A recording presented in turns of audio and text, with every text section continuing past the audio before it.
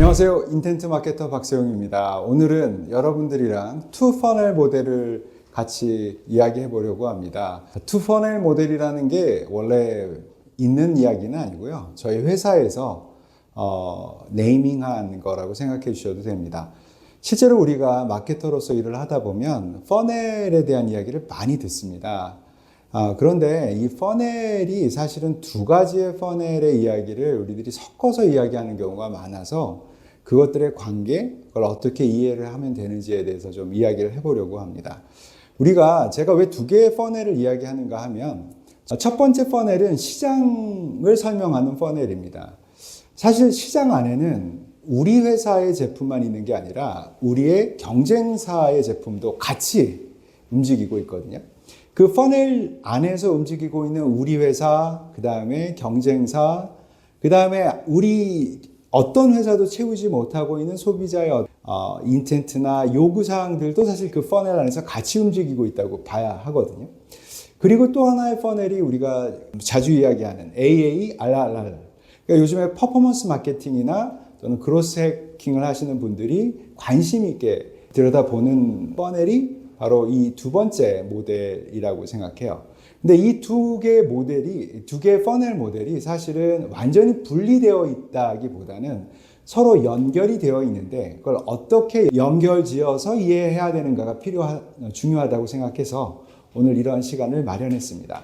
자, 여러분들께서 지금 이 그림의 상단에서 보시면 그 위에 있는 퍼넬은 아주 전형적인 퍼넬이죠. 초기 탐색 단계, 그 다음 브라우징 단계, 그 다음에 익스피리언스 단계, 그 다음에 컨퍼메이션 단계, 애드보켓 앤 본드.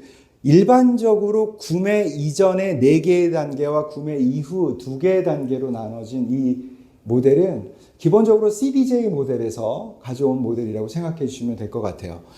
각 단계를 부르는 호칭은 사실 기업마다 다른 네이밍을 하기도 하기 때문에 그거에는 너무 신경을 쓰지 않으셔도 좋을 것 같아요. 그런데 자, 초기 탐색 단계가 무슨 단계인지에 대한 이해가 굉장히 중요하다고 생각하는데요. 초기 탐색 단계에서 소비자들은 내가 어떤 제품, 어떤 브랜드를 사야 될 건지를 아직 결정하지 못한 단계입니다. 이 단계에서는 오히려 제품보다도 나의 필요나 고민, 욕구가 더 중요한 단계죠. 그래서 소비자들은 내가 중요하게 보는 것을 기준으로 해서 제품을 탐색하게 되거나 그 분야를 잘 모르기 때문에 다른 사람들에게 추천해달라고 요구하는 단계라고 볼 수 있습니다. 그래서 기본적으로 이 단계에서는 non-브랜드 키워드가 주로 검색되는 단계라고 생각을 하시면 돼요. 자, 그 단계에서 출발해서 그 다음 단계 브라우징 단계로 들어가게 되면 이 단계에서는 소비자들이 그 전 단계에서 알게 된 브랜드나 제품을 가지고 정보를 찾아 떠나는 단계라고 생각을 해주시면 됩니다. 그래서 브랜드명 뒤에다가 일정하게 자기가 알고 싶은 상세한 스펙 같은 것들을 붙여서 검색을 하는 단계라고 볼 수 있을 것 같아요. 그리고 이 단계를 지나고 나면 익스피리언스, 즉 체험 단계라고 말할 수 있는데 이 체험 단계는 온라인을 통해서 디지털 세상에서 다른 사람들의 경험을 확인하는 간접 경험을 하는 단계라고 보시면 됩니다. 본인이 검토하고 있는 두 개의 제품을 비교한다거나 특정 제품의 사용 후기를 본다거나 전문가들의 리뷰 글을 찾아본다거나 즉 다른 사람들의 체험을 통해서 간접적으로 제품에 대한 평가를 하는 단계라고 보시면 돼요. 그 다음에 네 번째 단계는 컨퍼메이션 단계. 무엇을 확인하는 단계인가? 내가 지금 사려고 하는 제품을 언제, 어디서, 어떤 조건으로 사면 되는지를 최종적으로 확인하는 단계라고 생각을 하시면 돼요. 이 단계를 통해서 소비자가 노리는 것은 베스트 딜을 하기 위한 최고의 방법을 찾는 거라고 생각을 하시면 되죠. 이 단계를 지나고 나면 구매를 하게 되고 그 이후에는 제품을 사용하면서 느끼는 여러 가지 문제점 또는 그 제품을 같이 사용하고 있는 사람들과의 어떤 커뮤니케이션이나 커뮤니티를 빌드업하는 그런 단계로 들어가게 되는 겁니다. 자, 그런데 지금까지 제가 말씀드린 이 전체 퍼넬은 우리가 익숙하게 생각해오던 퍼넬이거든요. 근데 이 퍼넬과 본인이 운영하고 있는 어떤 사업 또는 앱 또는 회사의 홈페이지의 퍼넬하고 혼돈을 하면 안 됩니다. 왜냐하면 이 상단에 있는 이 퍼넬은 우리 회사만 움직이는 퍼넬이 아니라 경쟁사들까지 같이 움직이는 퍼넬이라고 생각을 해야 되고요. 마케터들이 본질적으로 하는 일은 이 퍼넬을 통과하고 있는 고객들과의 접점을 만들어서 그 고객들을 자사의 홈페이지나 웹스토어나 앱으로 땡겨오는 역할을 하는 거죠. 그래서 우리가 외부에서 소비자들을 끌어당겨서 우리 회사의 앱이나 웹, 우리 회사의 어떤 디지털 자산으로 사람들을 끌어당기는 거라고 생각을 하시면 돼요. 자, 그렇게 해서 우리 웹이나 앱에 도착한 이후에 소비자들은 다시 어떤 여정을 시작한다고 생각을 하시면 됩니다. 다만 소비자들이 다 동일한 위치에서 여정을 시작한다고 생각하시면 안 돼요. 예를 들어서 시장의 퍼널에서 구매 직전에 있었던 고객이 우리 회사에 들어온다면 그 사람은 우리 회사 홈페이지에 처음 왔다 하더라도 이분은 이미 구매할 마음을 충분히 가지고 들어왔기 때문에 이분들은 이 상단에서부터 움직인다기보다는 우리 퍼널에 구매하기 직전에서 정보들을 흡수하고 바로 구매로 이어질 수 있는 찬스가 높다라는 거죠. 자, 시장 퍼널의 맨 끝단, 초기 탐색 단계에 있는 고객이 만약 우리 회사에 들어온다면 이분은 우리 회사에 들어왔다고 바로 물건을 사는 게 아니라는 거죠. 이분은 여전히 제품에 대한 여러 정보를 찾고 있는 단계이기 때문에 우리 회사에 들어와서도 우리 웹페이지에 들어와서 우리 숍에 들어와서도 여러 정보를 탐색하면서 충분한 의사결정을 하기 위한 재료를 모으는 단계에 머물러 있을 가능성이 높습니다. 자, 이렇게 우리 회사가 운영하고 있는 웹 또는 앱의 퍼넬과 시장의 퍼넬, 이 두 가지가 이렇게 직각으로 만나고 있다고 생각을 하는 거예요. 그리고 이런 상상을 해보세요. 이 퍼넬을 하나의 깔때기라고 생각을 하고 우리 머리 위에 엄청나게 큰 퍼넬이 있는 거예요. 그 밑을 마케터들이 왔다 갔다 하면서 떨어지는 고객들을 받아내는 거죠. 우리가 얼마나 성공적으로 그 시장에서 흘러내려오는 고객들을 받아내느냐, 아니면 거기서 실패해서 우리가 못 받아내고 우리 경쟁사에게 그 흐름을 보내버리고 마느냐가 어떻게 보면 우리 마케터들이 본인이 직접 진행한 캠페인이 성공하느냐 실패하느냐를 가르는 것이라고 생각할 수 있을 것 같아요. 기본적으로 퍼넬은 어떻게 보면 거대한 메타포라고 생각하셔야 돼요. 퍼넬 자체가 어떤 의미를 갖는다기보다는 시장과 우리 사업이 어떻게 연결되는지를 보여주는 메타포라고 생각을 하시고 우리가 직접 운영하는 이 밑에 있는 AARR에 해당하는 퍼넬은 큰 마켓에서 떨어지는 소비자들을 받아내기 위한 퍼넬이다 라고 생각을 하셔야 되고요. 이 퍼넬을 왔다 갔다 하면서 성공적으로 마케팅을 거듭하면 거듭할수록 어떻게 될까요?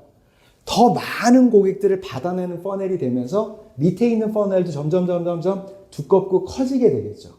기본적으로 우리 퍼넬을 통과하는 유저의 흐름과 양이 많아질수록 우리 회사의 매출도 늘어나고 우리 회사에 대한 인지도도 자연스럽게 올라가게 되는 것이라고 생각을 해주셔야 돼요. 자, 다시 한번 이야기를 드리면 마켓 퍼넬에서 위치한 그 위치에서 우리 회사에 방문을 하고 그 위치에서 궁금해하는 정보를 찾게 되는 거예요. 그런데 만약에 초기 정보에 대한 어떤 니즈를 가진 고객들이 들어왔을 때 우리 회사 홈페이지에는 어떠한 정보도 없고 단지 판매 페이지만 존재한다면 그 고객은 들어왔다가 본인을 받아줄 컨텐츠가 없기 때문에 그대로 흘러서 바깥으로 나가버리게 되는 거죠.